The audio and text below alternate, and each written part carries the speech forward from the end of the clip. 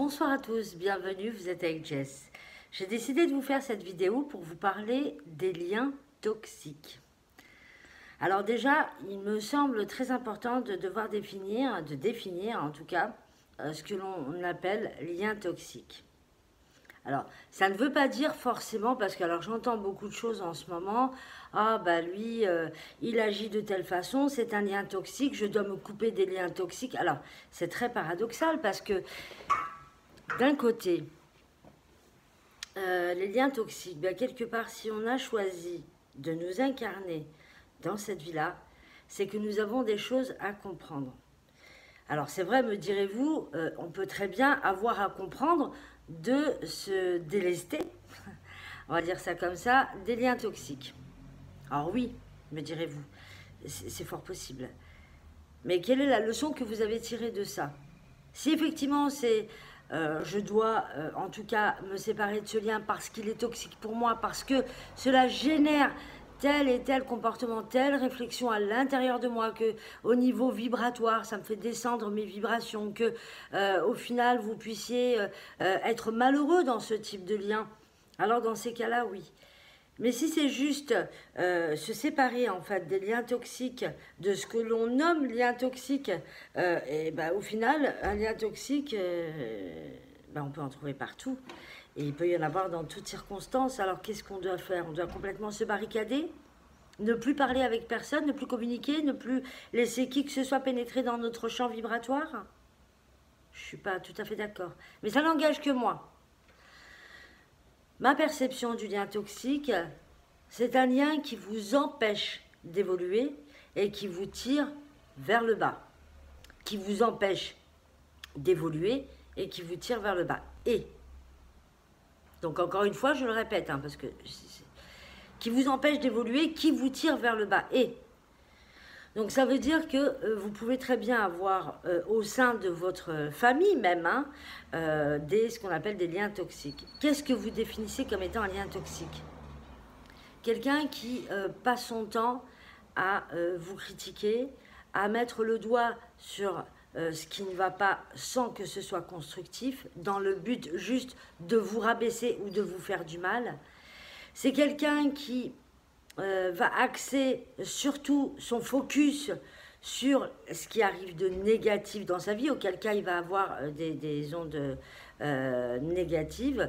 Ça peut être aussi quelqu'un qui ne va pas vous écouter, qui va venir et qui va tout simplement vous juger ou vomir ce qu'il a à vomir et ne rien prendre de ce qu'il y a à prendre. C'est aussi quelqu'un qui va vous vampiriser au niveau énergétique, hein, ça aussi ça peut être un lien toxique. Mais alors quelles sont les leçons que vous tirez de tout ça? Et qu'est-ce qui fait que on fait bien la distinction entre un lien toxique et quelqu'un qui ne nous convient pas? Parce qu'il y a quand même une différence. Il y a des personnes qui ne nous conviennent pas, mais qui ne sont pas pour autant toxiques. D'accord? C'est tout simplement parce que on n'a pas le feeling, on n'a pas d'affinité, on n'a pas de choses comme ça, d'accord? Mais ça ne veut pas dire forcément que c'est un lien toxique. Ce n'est pas parce qu'il a une opinion différente de la vôtre que c'est un lien toxique. Un lien toxique, on peut en avoir à toutes les sauces. On peut en avoir au sein de la famille, au sein des amis, au sein des collègues, au sein de notre entourage, dans le voisinage aussi, hein. Voilà, mais ça implique qu'il y a déjà un lien, d'accord? C'est pas un voisin toxique, c'est autre chose qu'un lien toxique. Voilà, un lien, ça suppose que c'est déjà quelque chose d'établi qui vous relie à un individu de façon claire et dont il vous faut parfois vous séparer ou en tout cas couper les liens, ou voire même, ce que je préconise en règle générale, c'est de nettoyer les liens. Ça veut dire que d'abord, pour ne pas se laisser imprégner, pour éviter de se laisser imprégner par la toxicité de certaines personnes de votre entourage avec lesquelles vous avez un lien, c'est d'abord de travailler sur vous, sur la confiance en vous, l'image de vous, l'estime de vous. Et en fait, ça fait beaucoup travailler ça, la notion de lien toxique. C'est est-ce que vous allez laisser l'autre, en fait, vous amener là où lui, il est, ou là où il a envie de vous amener, Ou alors est-ce que vous allez réagir et vous renforcer à l'intérieur de vous, vous renforcer dans votre mission, votre âme, ce que vous avez envie ou ce que vous envisagez de réaliser dans votre vie, d'accomplir, de vous accomplir en tout cas. Alors, en général, un lien toxique, c'est aussi quelqu'un qui va, à un moment donné, vous allez le sentir, qui va vous démunir d'une certaine force, qu'elle soit psychique, mentale, psychologique, physique, énergétique. C'est un peu comme s'il allait vous pomper quelque chose. Et qu'en fait, vous vous sentez dans une situation un peu bancale, ou tout simplement quelqu'un qui va venir et puis ne pas du tout se préoccuper de ce que vous pouvez ressentir, mais plutôt appuyer là où ça fait mal. Alors certaines personnes font ça, alors ça se voit dans certaines cultures, ils vont appuyer sur ce qui fait mal dans le but de vous faire réagir pour vous faire évoluer. On a passé ce cap-là, on n'est plus dans ce cap-là. Aujourd'hui, on a tout intérêt à parler, à dire les choses avec bienveillance. Et alors si vous avez quelque chose à dire et que ce n'est pas avec bienveillance que vous risquez de le dire, eh bien abstinence. Abstenez-vous, de façon à ne pas avoir à blesser l'autre. Pardon. Donc les liens toxiques, définissez-les bien. Cernez bien la situation. Cherchez à l'intérieur de vous. C'est clair que si vous rencontrez souvent, très souvent, des liens toxiques, posez-vous les questions suivantes. Premièrement, est-ce que j'ai bien défini la notion de lien toxique? Deuxièmement, pourquoi ai-je autant affaire à des liens toxiques successifs? Est-ce qu'il y a quelque chose en moi que je peux juste régler de façon à avoir un taux vibratoire différent et à ce moment-là donné attirer un autre type de personne? Ça, c'est gérable. Alors, je vais peut-être augmenter la luminosité. Je constate que, voilà, alors, je ne sais pas pourquoi ce n'est pas très lumineux. Ah, peut-être que c'est mieux ainsi. Non, c'est pas mieux ainsi. C'est mieux comme ça. Alors, hop, hop.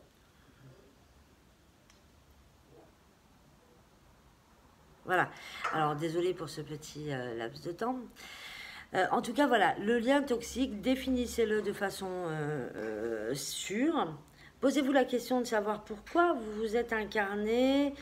Qu'est-ce que vous avez à apprendre? C'est pas pourquoi vous êtes incarné, parce que là on peut le comprendre d'une façon différente, mais vous avez choisi cette incarnation. Dans quel but êtes-vous confronté à ce type de personne, ce type de lien toxique?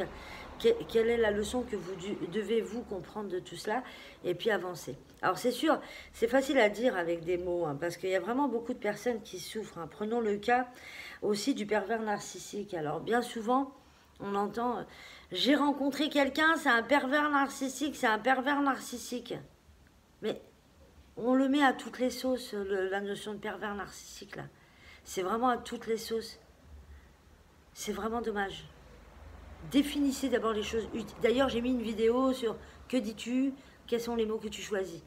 Ou quels mots choisis-tu? Il est très important, en fait, de poser les choses de façon convenable et correcte, et surtout en adéquation avec la situation donnée. Donc, vraiment, par rapport au lien toxique, effectivement, quand vous avez déterminé que le lien qui vous relie à cette personne est toxique, alors lâchez. Lâchez, parce que votre but, c'est de vivre votre vie en conscience. C'est d'évoluer, de faire évoluer votre âme. Et il y a une phrase que je n'aime pas forcément dire, mais que je dis quand même, on ne force jamais un âne à boire quand il n'a pas soif. C'est un peu comme le cas de la source. Vous avez beau vouloir tirer une personne dans ce qui vous semble être le comportement correct, mais ce sont vos filtres. C'est votre perception. Cette personne-là, elle a peut-être autre chose à vivre, peut-être autre chose à comprendre. Mais là où il y a une différence, c'est que vous n'êtes pas obligé de la subir. Voilà. Elle a son expérience de vie à vivre, elle a sa compréhension à faire, elle a son apprentissage aussi, sa conscience à élever, mais vous n'êtes pas obligé d'être une béquille ou de subir ce que cette personne vous fait. Voilà. Il est clair que vous avez tout à fait la possibilité, effectivement, de vous défaire de ce lien. Alors, comment se défaire du lien? Déjà, prenez conscience de qui vous êtes, de vos forces, mais aussi de vos faiblesses. On n'est pas dans le monde des bisounours, là. C'est pas tout le monde est les beaux, tout le monde est les gentils. Sinon, nous serions au paradis, si tant est que ça existe, ou en tout cas là-haut. Dans une dimension où il n'y a pas de libre arbitre, où il n'y a pas de dualité, où tout est clair, tout est net, tout est beau, tout est lumineux. Ce n'est pas le cas. Donc nous avons des zones d'ombre, nous avons des zones lumineuses, nous avons des qualités, nous avons des lacunes, j'aime pas trop parler de défauts, nous avons toujours à évoluer, toujours à apprendre. Donc ça, c'est une notion importante. Et là-dessus, il est vraiment important de se connaître soi, d'aller à l'intérieur de soi, pour connaître nos failles. Si vous connaissez vos failles, vous savez que vous n'allez pas vous engouffrer à cet endroit-là et qu'au contraire, il faut peut-être réparer cet endroit-là, de façon à ce qu'il n'y ait plus cette faille et que vous puissiez évoluer de façon optimale. Apprenez aussi à avoir confiance en vous, parce que quand vous avez confiance en vous, à ce moment-là donné, vous êtes difficilement ébranlable, difficilement influençable. Et vous pouvez devenir un vrai pilier d'abord pour vous-même et pour les personnes qui sont des liens bénéfiques autour de vous, les personnes que vous aimez, les personnes qui vous aiment. Donc pour travailler la confiance en soi, déjà la première des choses, effectivement, apprenez à vous connaître. Allez regarder dans vos zones d'ombre. Les zones d'ombre, c'est quoi? C'est quoi une zone d'ombre? C'est une absence de lumière. Alors, est-ce que vous avez déjà essayé de mettre du noir total dans une pièce? Essayez, vous allez devoir calfeutrer énormément d'endroits. La lumière parvient toujours à passer, un tant soit peu. Elle parvient à passer. Ne serait-ce que à l'intérieur de vous, quand vous fermez les yeux, vous pouvez entrevoir cette lumière. Par contre, la lumière, il vous suffit, même si vous avez une grande pièce, de lever par exemple un volet pour que la lumière pénètre. Pensez bien à ça, que la zone d'ombre, elle est importante, elle nous fait grandir. Pareil, on parle aussi beaucoup de l'ego, du mental. L'ego, on en a besoin, hein. On en a besoin. S'il est là, c'est pas parce que là-haut ils se sont trompés, ils se sont dit oh bah tiens, il reste une petite place, alors on va y mettre quelque chose, tiens bon, on va leur foutre l'ego, ça va leur rendre un petit peu service, ça va les faire un peu bosser. Non, c'est parce qu'il a son importance. Alors, bon, ça ce sera le sujet d'une autre vidéo, mais en tout cas, en ce qui concerne le lien toxique, ne montrez pas systématiquement du doigt chaque personne qui n'a pas la même opinion que vous, ou qui, on va dire entre guillemets, ne semble pas avoir évolué autant que vous, ou ne semble pas comprendre les choses comme vous, comme étant un lien toxique d'office. Pensez aux mots, pensez aux vibrations que les mots génèrent à l'intérieur de vous. Pensez vraiment à tout cela. Pensez et pensez. Pensez P-E-N-S-E-R et pensez P-A-N-S-E-R. Ou pensez EZ, puisque c'est à vous que je m'adresse, et pensez EZ aussi pour le deuxième. Réalisons, parce que moi aussi j'évolue au fur et à mesure, bien entendu, l'avantage qu'il y a dans ce domaine-là, dans le domaine de la vie, de l'âme, du psyché, du corps, c'est qu'on évolue perpétuellement, et c'est génial. Même si humainement on a toujours besoin de limites, c'est génial de pouvoir se dire qu'on peut évoluer tout le temps. Donc, pardonnez à ces liens toxiques si à un moment donné ils ont pu avoir une action dans votre vie qui n'a pas été bénéfique pour vous. Ce qui est bénéfique pour vous, c'est de vous être rendu compte qu'effectivement c'est un lien toxique. C'est de vous rendre compte que vous pouvez vous défaire de ces liens toxiques, que vous pouvez vous autoriser à évoluer, vous, à votre façon, à votre sauce, et en vous autorisant aussi à faire grandir votre âme. Ça déjà, c'est un point très positif. C'est aussi la capacité de se dire, bah, cet individu, peu importe qui il est, je ne vais pas le juger en fait. J'évite le jugement. Je lui envoie plein d'amour. Parce que peut-être que moi, dans une autre vie, ou dans un autre temps, j'ai pu être comme ça. Ou peut-être tout simplement que ma perception m'indique que lui est un lien toxique. Mais peut-être que sa perception indique que moi, je suis un lien toxique. Donc on va pardonner aussi ça. De façon à pouvoir se détacher. Pardonner, c'est se détacher de l'impact vibratoire que l'autre peut avoir sur nous, surtout s'il est négatif. Donc, vraiment dans tout ce qui est lien toxique, comment on va couper les liens? C'est aussi de se nettoyer, nous, psychiquement, méditation, corporellement, les douches de purification, au niveau de l'âme, apprendre, grandir, comprendre qui l'on est, comment cela fonctionne, se mettre en relation avec ses guides, par exemple. Ça peut être aussi, c'est ma petite chatoune, hein, qu'elle est belle. Ça peut être aussi tout simplement faire du coaching, aller voir un coach, voir quelqu'un qui va pouvoir nous guider justement à déterminer exactement qui l'on est pour éviter d'avoir affaire à des liens toxiques. Est-on dans le transgénérationnel, auquel cas effectivement il faut aussi chercher de ce côté-là. Voilà, il y a plein d'outils, de méthodes qui vous permettent effectivement de sortir. Et puis il y a aussi de sortir de cette notion de lien toxique et de les couper. Il y a aussi la méthode qui est sympa, c'est la méthode Jacques Martel en fait, c'est le petit bonhomme allumette. Voilà, ça c'est super sympa aussi.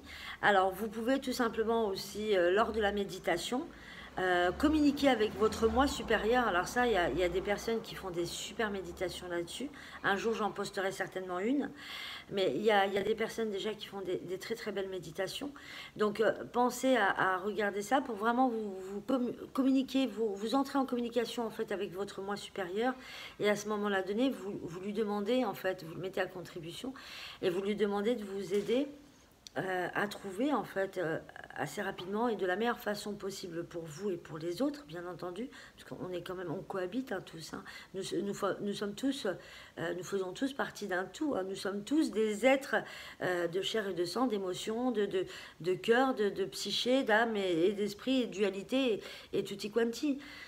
Donc il est important de ne pas émettre de valeur de jugement et de vraiment demander à son moi supérieur à la fois d'être en mesure de déterminer quels sont ces liens toxiques, en quoi ils résonnent chez vous, en quoi ils font appel à votre vibration, qu'est-ce qui génère en termes de vibration, qu'est-ce que vous pouvez guérir dans vos blessures, certainement, ou tout simplement vous vous rendez compte que voilà, c'est un lien toxique, on coupe et puis ça vous apprend à couper les liens toxiques. Mais en tout cas, communiquez avec votre moi supérieur parce que il détient les réponses. Soyez réceptif aux réponses qu'il vous donne. En général, on dit que la première réponse est toujours la bonne. Donc, instinctivement, suivez-vous. Je pense que ça peut être sympa aussi pour apprendre à se faire confiance et y aller doucement. Alors, on ne peut pas arriver et se faire confiance d'un coup comme ça en 2 secondes parce que sinon, j'aurais déjà étudié la méthode. Et puis je l'aurais pratiqué tous les jours pour aider un maximum de personnes. C'est un cheminement. Alors, peut-être qu'il y a des personnes qui, en un claquement de doigts, lors d'un déclic, pour une raison XY, arrivent et hop, ils ont confiance en eux, c'est super. C'est génial. Mais la plupart du temps, ce n'est pas comme ça que ça se passe. Donc il est important, effectivement, vraiment d'avancer vers soi d'abord. Et puis quand on avance vers soi, automatiquement, on avance vers les autres. Nous faisons tous partie d'un tout. Voilà, et pour couper les liens toxiques, ma foi, faites-vous confiance. Aimez-vous. Autorisez-vous à être dans votre entièreté. Dans votre être. Oui, je l'ai déjà dit. En fait, unifiez-vous. Corps, âme, esprit. Avant de trouver le moyen de s'unir ou d'unifier notre être à tout ce qui nous entoure, il me semble, ça n'engage que moi encore une fois, qu'il est effectivement important de commencer par soi. C'est un peu comme des pièces, je ne sais pas moi, d'un jeu. Vous avez besoin d'un briquet, comme une voiture par exemple. Hein. Si vous voulez monter une boîte de vitesse, oula, ça va être marrant ça. Si vous voulez monter une boîte à vitesse, vous allez d'abord mettre les éléments de la boîte de vitesse, la boîte à vitesse, entre elles, ces pièces-là, entre elles, avant de l'incorporer sous le capot de la voiture. D'accord? Vous n'allez pas mettre la boîte à vitesse, puis la batterie, puis finalement terminer la boîte à vitesse, puis revenir sur la batterie. Non, on va d'abord utiliser tous les matériaux indispensables pour créer cette boîte à vitesse. Et ensuite, on va créer ce qui est indispensable pour le moteur, donc les bielles, les pistons, ainsi de suite. Et ensuite, on va les imbriquer entre elles. Eh bien, c'est un peu le même principe, en fait. Hein. Et d'ailleurs, souvent, on crée des choses qui sont à notre image, pour ceux qui réfléchissent, en fait. Hein. On crée les choses à notre image. Donc, en fait, il est important de s'unifier son âme, son corps, son esprit. Puis ensuite s'unifier à ce qui nous entoure, la faune, la flore, le ciel, la terre, tout ce que l'on touche, les objets, l'énergie ambiante, voilà, les énergies, tout ce qui nous entoure vraiment de façon personnelle. Et ensuite, on se lie aussi aux autres. C'est la façon de se lier la plus saine, la plus constructive. Selon moi, encore une fois. Vous pouvez ne pas avoir le même avis, mais je partage le mien selon ce que j'ai compris. Et peut-être que d'ici un an, je dirai les choses différemment parce que j'aurai aussi grandi et que j'aurai aussi compris d'autres choses. Voilà. Donc j'ai tenu à vous partager cette vidéo aujourd'hui en rapport, encore une fois, aux clients, en tout cas que j'ai en ce moment et qui me posent effectivement beaucoup de questions là-dessus. Et aussi à ce que je vois passer de temps en temps sur les posts ou sur l'actualité des différents réseaux sociaux. Voilà, donc je vous invite à vous abonner, voilà, à me mettre des commentaires si vous avez des choses à ajouter. Je serai vraiment preneuse tant que c'est avec bienveillance. Et puis je vous envoie plein d'amour. Vous êtes avec Jess, médium, coach, hypnothérapeute et PNListe. Voilà, je vous dis à bientôt. Ciao, ciao. Merci.